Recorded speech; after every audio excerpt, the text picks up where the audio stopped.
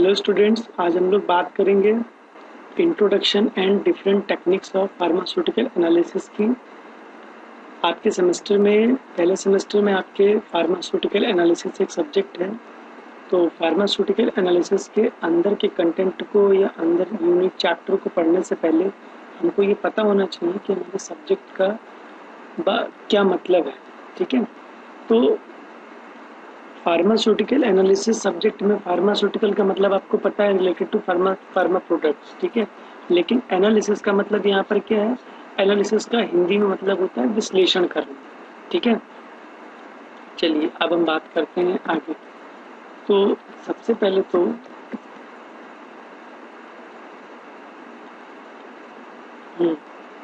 Analytical chemistry, actually analysis is very close to analytical chemistry. So analytical chemistry क्या होती है? What is it? Analytical chemistry is application of a process or series of processes in order to identify and or quantify a substance, the components of a solution or mixture, or the determination of the structure of chemical compounds. Chemical analysis is basically the study of structural information of a complex compound by breaking it chemically into smaller and simpler units and then identify them. अब actual में होता क्या है?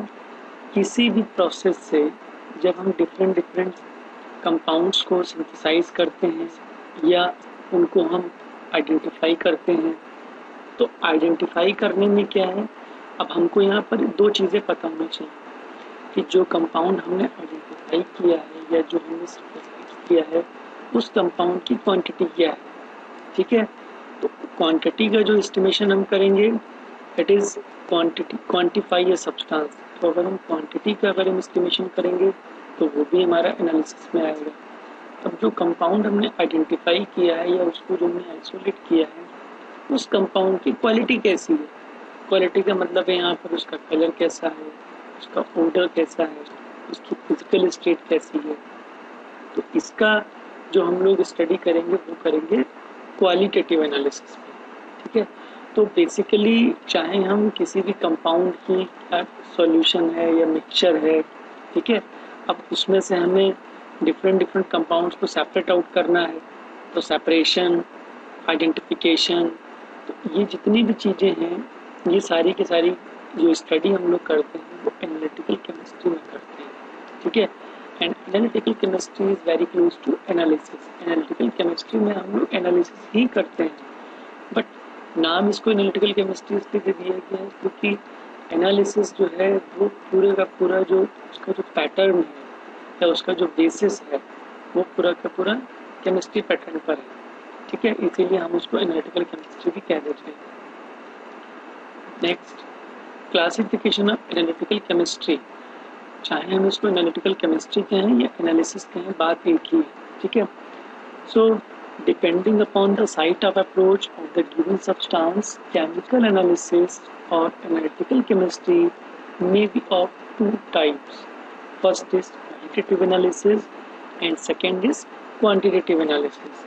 In qualitative analysis, chemical analysis dealing with the study of nature, of quality of the compound or mixture is called qualitative analysis.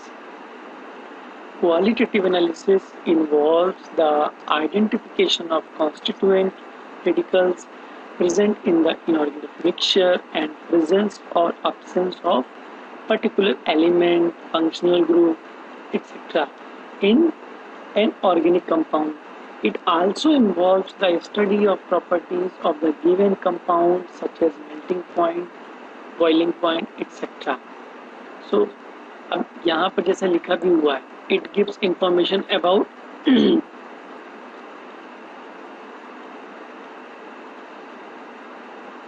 it gives information about atomic and molecular species or the functional group in sample.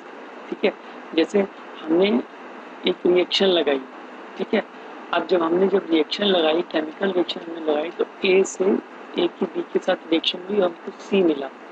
तो अब यहाँ पर जो हमको सी मिला है, जो नया प्रोडक्ट जो फॉर्म हुआ है, उस नए प्रोडक्ट का कोई फंक्शनल ग्रुप होगा, ठीक है, उसका मेल्टिंग पॉइंट होगा या उसका बॉइलिंग पॉइंट होगा, उसकी स्पेसिफिक ग्रेविटी होगी, एब्जॉर्बेंस होगी, ठीक है, और भी उसकी बहुत सारी डिफरेंट डिफरेंट प्रॉपर्टीज होंगी, ठीक है।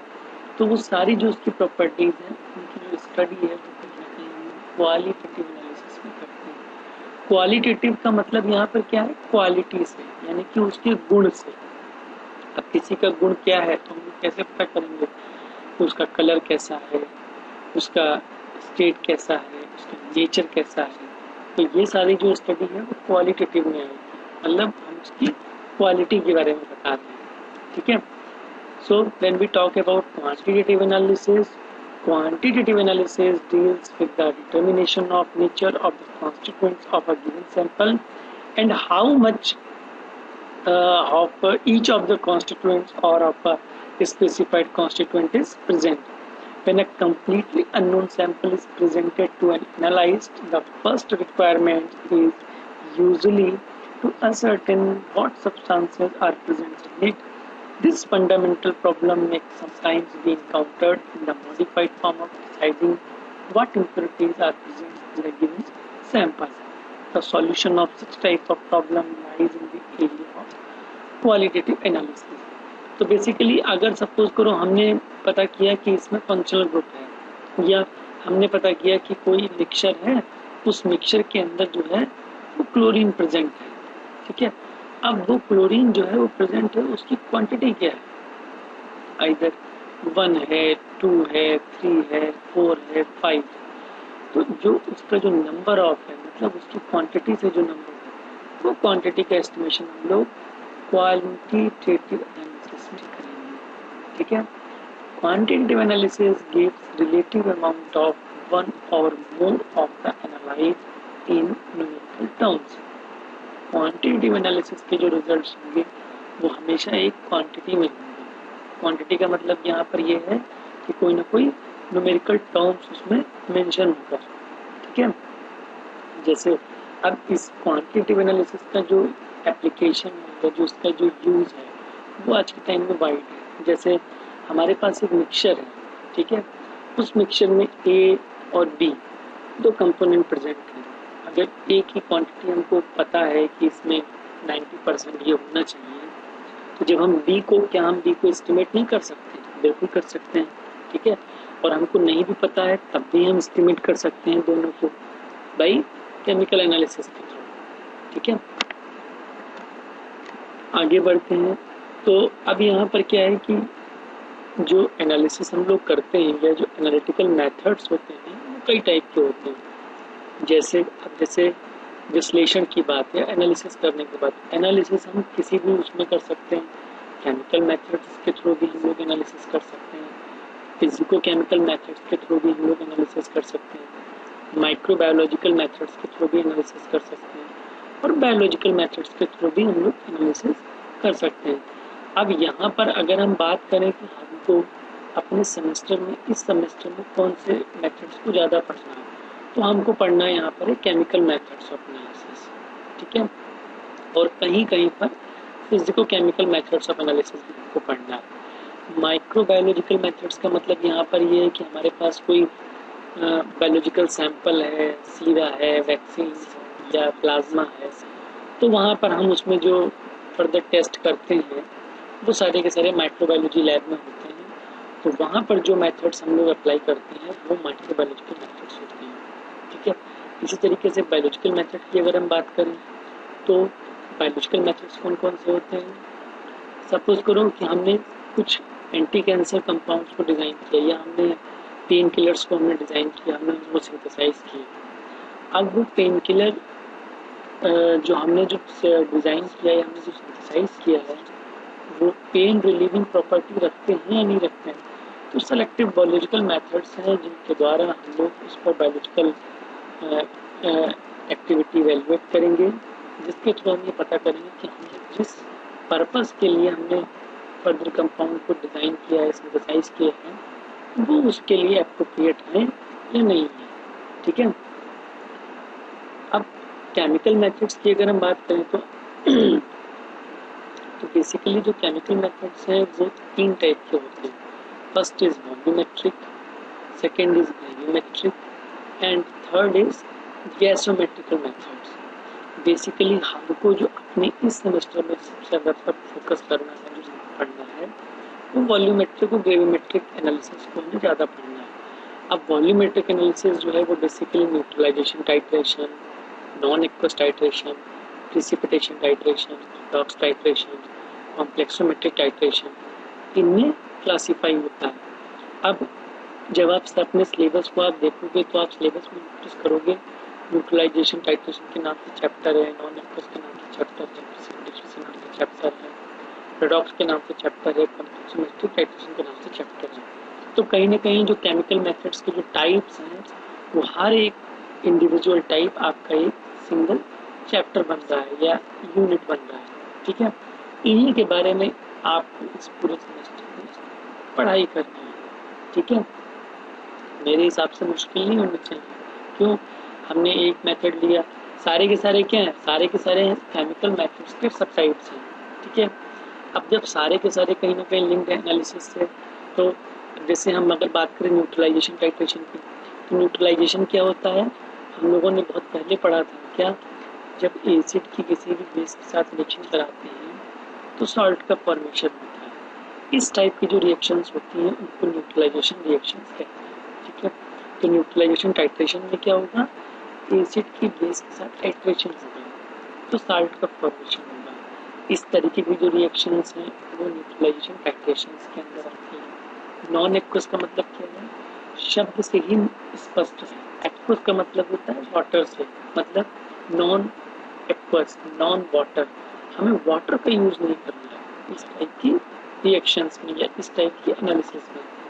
प्रिसिपिटेशन, प्रिसिपिटेशन का मतलब है प्रिसिपिटेशन, प्रिसिपिटेट मतलब अवक्षेप, कहीं ना कहीं प्रिसिपिटेट का फॉर्मेशन होगा, मतलब इस टाइप की जो केमिकल रिएक्शंस होंगी उनमें प्रिसिपिटेट का फॉर्मेशन होगा। ठीक है, रेडॉक्स, रेडॉक्स का मतलब क्या होता है? Oxidation and reduction reactions. ठीक है, तो अब ऑक्सीडेशन रिडक्शन में क्या है कि कुछ इस रिएक्शन में कुछ का ऑक्सीडेशन होगा और कुछ का रिडक्शन होगा। ठीक है, इसीलिए इसको रेडॉक्स टाइट्रेशन के नाम से जानते हैं। कॉम्प्लेक्सोमेट्रिक, कॉम्प्लेक्सोमेट्रिक का नाम से ही स्पष्ट है, कॉम्प्लेक्स ओमेट्रिक मतलब कॉम्प्लेक्स का फॉर्मेशन होगा इस टाइप की रिएक्शंस में। ठीक है, डिटेल में जब आगे चैप्टर जब स्टार्ट होंगे तब इनके बारे में डिटेल में ज़्यादा अच्छे से समझ में आएगा। अभी हम यहाँ पर सिर्फ एक ब्रीफ ओवरव्यू ले। ठीक है, फिर अगर हम इसके बाद हम बात करें फिजिको केमिकल मेथड्स, तो देखो फिजिको केमिकल मेथड्स यहाँ पर क्या है? फिजिको और केमिकल दो वर्डों का कंजुगेशन करा।